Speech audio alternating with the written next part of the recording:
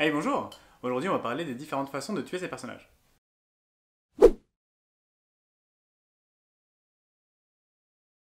La semaine dernière on se posait la question de savoir s'il fallait tuer ces personnages ou non dans son roman. Et je vous avais demandé en commentaire si le fait de savoir comment, du coup, tuer ces personnages vous intéressait. Vous avez été pas mal à répondre, pas mal,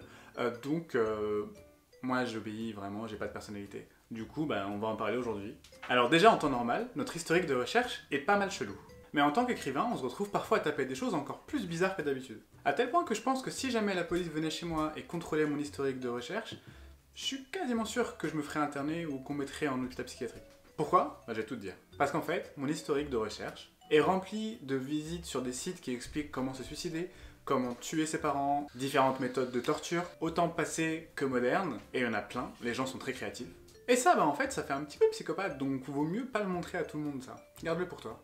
La semaine dernière, on a étudié la question de savoir s'il fallait ou non tuer tes personnages. Et on est arrivé à la conclusion que oui, mais à deux conditions. La première, qui n'est pas nécessaire, mais qui a un impact important sur ton lecteur, c'est le fait qu'il faille tuer des personnages qui sont importants et qui ont un rôle à jouer dans l'histoire, pour que le lecteur puisse s'y identifier et que ça ait un impact émotionnel sur lui. En gros, faut pas tuer n'importe qui, il faut tuer des personnages qui seraient importants et bien travaillés dans ton histoire. Ça peut être plusieurs personnages, ça peut être des personnages secondaires, des personnages principaux, ou alors ce qui s'appelle des personnages outils, c'est-à-dire que c'est des personnages qui vont servir uniquement certains buts dans ton histoire. La deuxième condition qui, elle, est indispensable, c'est qu'il faut que la mort de ce personnage-là ait un impact dans ton histoire et la fasse évoluer. Soit que ce soit un retournement de situation, soit qu'elle fasse changer de cap complètement à tous tes protagonistes et à l'intrigue principale. Il faut qu'elle ait une conséquence sur ton histoire. Si tu tues des personnages simplement pour les tuer, en fait, ça va juste générer de la tristesse chez ton lecteur.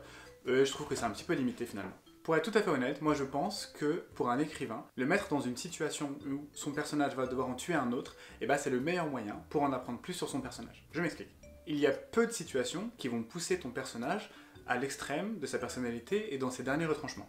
Parce qu'en fait, si tu fais en sorte que ton personnage tue quelqu'un, il va falloir que ce soit des motivations fortes, peu importe qu'elles soient morales, psychologiques, physiques ou liées à l'histoire. Faut dire que c'est un peu plus compliqué de buter quelqu'un que de lâcher sa baguette. Donc ça va te permettre de découvrir encore plus d'aspects de sa personnalité que même toi, en tant que créateur du personnage, tu savais même pas. Tu vas par exemple savoir s'il est vicieux, s'il est sournois, s'il est fragile, s'il est fort, est-ce que c'est un sadique, est-ce que c'est un mec chelou, ou le contraire de tout ça. En fait, tous ces éléments de réponse, tu n'aurais pas pu les avoir si tu l'avais pas mis dans cette situation-là. Maintenant que tu sais ça, il faut te poser la question de savoir comment est-ce que ton personnage va en tuer un autre. Et alors là, il n'y a vraiment aucune limite, sauf ton imagination.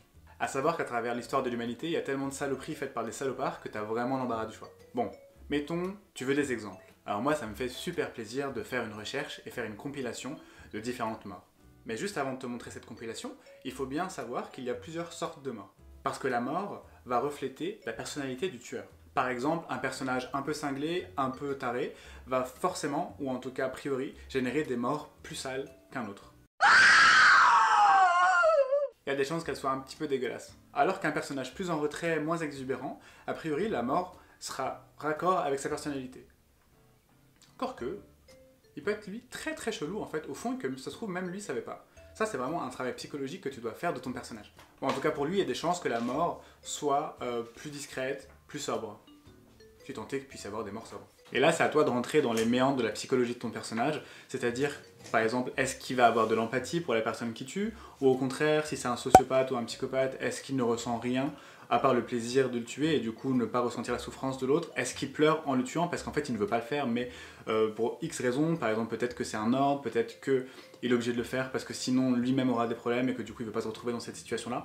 Il y a plein de choses qui font que soit le personnage suit le courant et adhère complètement à ce qu'il est en train de faire, et du coup en fait il est en train de prendre son pied clairement, soit il le fait vraiment à contre-cœur, mais il le fait quand même. Donc là, il faudra vraiment que tu travailles toi sur le déchirement qui s'opère en lui. Et les conséquences que ça aura après. Mais en gros, le résultat de ça, c'est que plus la mort est sale, a priori, plus tu devras faire de recherche. Que par exemple, s'il s'agit de quelqu'un qui tranche la gorge d'un autre, en fait tu vas... L'action en soi elle est plus ou moins basique, tu peux décrire la façon dont la chair se découpe sous la lame, etc. Mais aussi, tu vas devoir faire quelques recherches, à savoir si ça coupe la jugulaire ou pas, est-ce que ça va faire gicler plus ou moins de sang, des gouttes de sang, des jets, ou jusqu'à quelle distance ça peut se propulser, etc. Donc ça, tu dois travailler ça.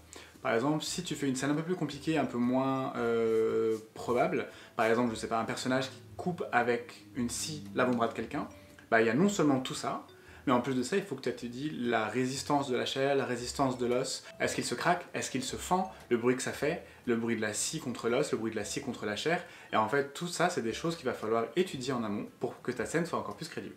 Parce que tout ça, ça s'apprend et ça se cherche. Et là, on a la chance d'être au XXIe siècle, en fait, on peut trouver des informations sur tout. Sachant que même des écrivains plus anciens trouvaient des réponses à ça. Par exemple, Conan Doyle, en écrivant les histoires de Sherlock Holmes, il y a des scènes dans lesquelles on voit Sherlock chez des médecins légistes. Il roue des patients de coups, il les poignarde, il les étrangle, il serre des cordes très très forts autour de leur cou, autour de leurs bras, à différents endroits. Il leur met des coups de fouet. Bon, en gros, il s'éclate le mec.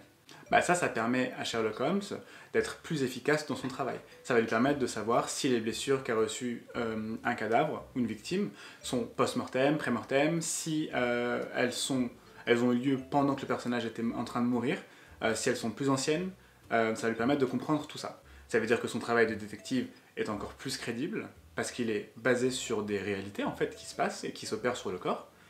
Mais pour savoir tout ça, Conan Doyle a dû se renseigner auprès de médecins, auprès de policiers, auprès d'enquêteurs, pour avoir des informations, pour étoffer et rendre encore plus crédible son récit. Une autre indication par rapport à ça, c'est pendant le tournage du Seigneur des Anneaux. Donc là, par exemple, je vais spoil. Alors, je sais pas s'il y a des gens qui vont se faire spoil le Seigneur des Anneaux. Je sais pas qui vous êtes, où vous habitez, ni d'où vous venez. En tout cas, va voir le Seigneur des Anneaux, déjà pour commencer. Et je vais parler aux gens sérieux après. Je te mets un panneau spoil là maintenant, et je t'en mettrai un autre pour t'indiquer que c'est fini. Je rigole, hein. On peut ne pas avoir vu le Seigneur des Anneaux. Chacun fait ce qu'il veut. Mais quand même.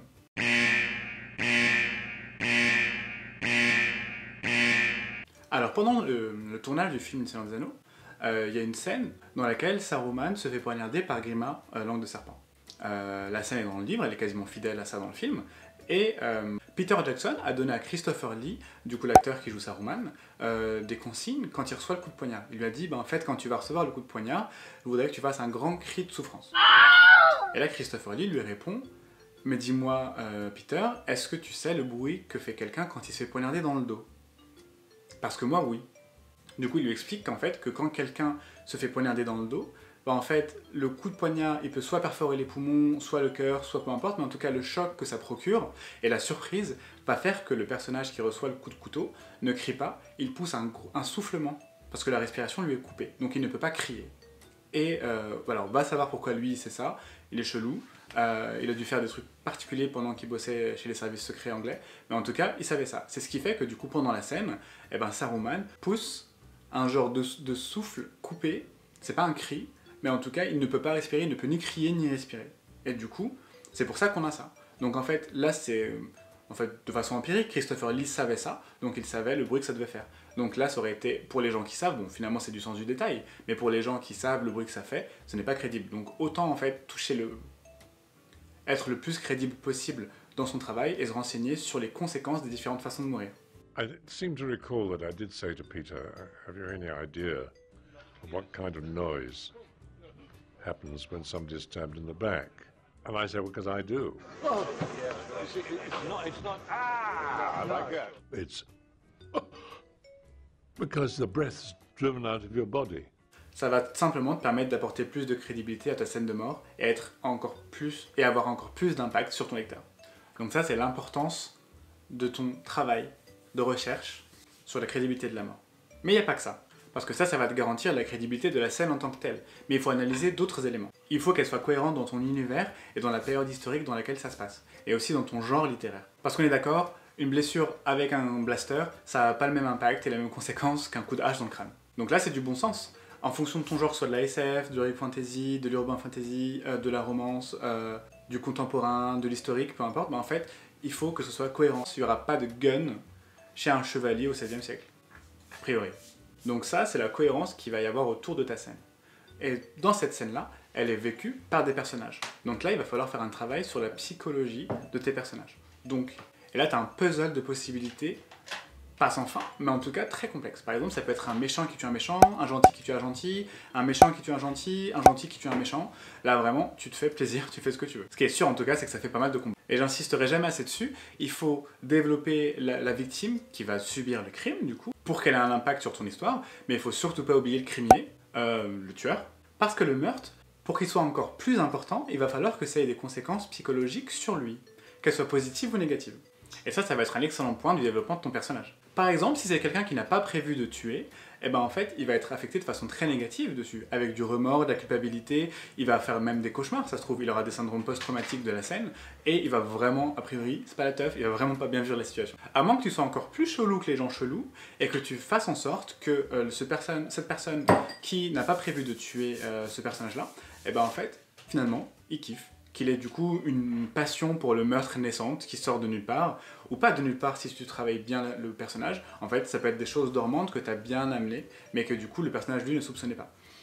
Et que du coup en fait ça devient un gros taré qui tue des gens parce qu'il commence à kiffer ça. Là tu prends le contre-pied de ce à quoi on pourrait s'attendre pour ce personnage-là. Et en ce qui concerne un personnage négatif ou à tendance violence ou meurtrière, et ben en fait, ça dépend du travail que tu fais du personnage en amont, mais en fait ça aura des conséquences a priori positives parce qu'il va être sûrement très satisfait, il va éprouver de la joie en tuant le personnage, du plaisir très certainement, avec un sentiment et une sensation de plénitude et d'accomplissement. En gros lui, le mec, il est refait. Au contraire, ça se trouve le mec ne ressent rien parce que c'est un gros sociopathe non empathique et que du coup il tue des gens parce qu'il le fait, mais il n'éprouve aucun plaisir à le faire. C'est-à-dire qu'il n'éprouve ni tristesse, ni joie, ni rien. Il le fait parce qu'il est vide et qu'il a besoin de choses fortes pour ressentir à la rigueur quelque chose, même si ça ne fonctionne pas. Et pour ça, on vit vraiment un âge d'or parce qu'il y a des milliers de documentaires sur des serial killers, sur des sociopathes, des psychopathes. Donc là, vraiment, Internet, c'est ton copain et ça devient vraiment une source et une base de données énorme. Après s'être concentré sur les tueurs et les conséquences de ces actes, il ne faut pas oublier les personnages qui sont en relation avec la personne décédée. Parce qu'en fonction de leur relation, eh ben en fait cette mort n'aura pas les mêmes conséquences. Et il faudra, ça c'est à toi de le faire en tant qu'écrivain, développer un panel de possibilités en fonction du degré d'affinité de connaissance. Par exemple, s'il s'agit du mec ou de la meuf de la victime, eh ben a priori, on aurait tendance à penser qu'il est dévasté, qu'il se referme sur lui-même, qu'il pleure partout, qu'il ne veut plus voir personne, qu'il est dans un rejet total de le monde qui l'entoure. Ça, c'est une conséquence assez forte. Par exemple, dans Crime et Châtiment de Dostoïevski, eh ben, Raskolnikov, c'est ce qu'il vit. Il vit une descente en enfer parce qu'en fait, il a tué quelqu'un, il voulait lui voler des bijoux, et en fait, le reste de l'histoire, c'est la descente en enfer de ce personnage-là. Donc, c'est très bien écrit. Ça permet de comprendre en fait les étapes psychologiques par lesquelles passe quelqu'un qui a des remords, qui vit mal en fait le crime qu'il a commis. Donc cette mort aura des conséquences particulières. Et par exemple, si c'est les parents de la victime, bah, eux, ça va être les conséquences seront différentes de un collègue de travail ou quelqu'un qu'il a vu une fois dans sa vie, ou son boulanger ou son poissonnier. Donc ça, c'est vraiment la finesse et la nature de relation que tu vas décrire. Après, s'ils ne s'entendaient pas avec ses parents, bah, ça se trouve, eux, ils s'en foutent. Au contraire, ils vont se rendre compte que du coup, ils regrettent de ne pas avoir passé plus de temps avec leur enfant. Là, vraiment, c'est vraiment toi qui gères, en fonction de l'histoire que tu écris. Voilà, donc là, ça te permet d'avoir un panel très très large. Donc, grâce à la vidéo d'avant, sur le fait de savoir s'il faut tuer ces personnages ou pas, en fonction de ton histoire, la raison pour laquelle on le fait, et comment on le fait. Donc, les conséquences que ça a sur ton personnage, sur le meurtrier, sur son entourage. Et là, pour les possibilités, alors là, vraiment, je te fais une compile, ça c'est cadeau. Tu m'en diras des nouvelles.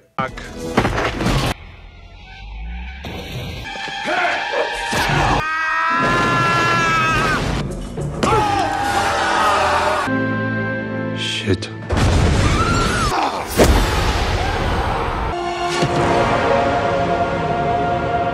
Dodge this.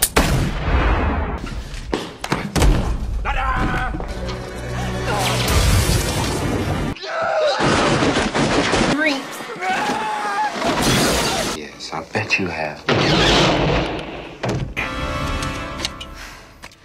I am no man.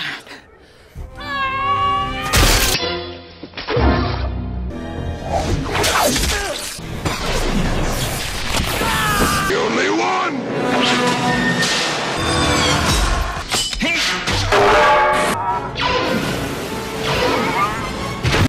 Je vais mettre en IGTV une version plus longue des deux ça. Comme ça, tu pourras encore plus te régaler. Sur mon compte Instagram.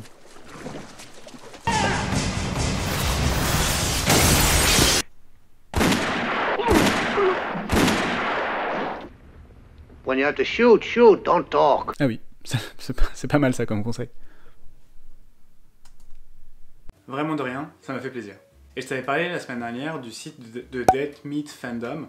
Là, en fait, tu as, comme je te disais, une énorme compilation, une énorme base de données de films avec la description des scènes de mort dedans. Donc tu as de tout. Tu as de la décapitation, des coups de couteau, des explosions, ce que tu veux. Moi, j'avoue que j'aime bien les explosions. Donc j'espère que ces éléments te permettent de mieux saisir l'importance et les nuances de tuer ton personnage. J'espère que ça t'a plu. N'hésite pas à me le faire savoir dans les commentaires. Parce que la semaine dernière, on a eu le droit à beaucoup de commentaires qui nous demandaient la vidéo. Si c'est pas déjà fait et si ça t'a plu, n'hésite pas à t'abonner à ma chaîne, cliquer sur la cloche pour les notifications.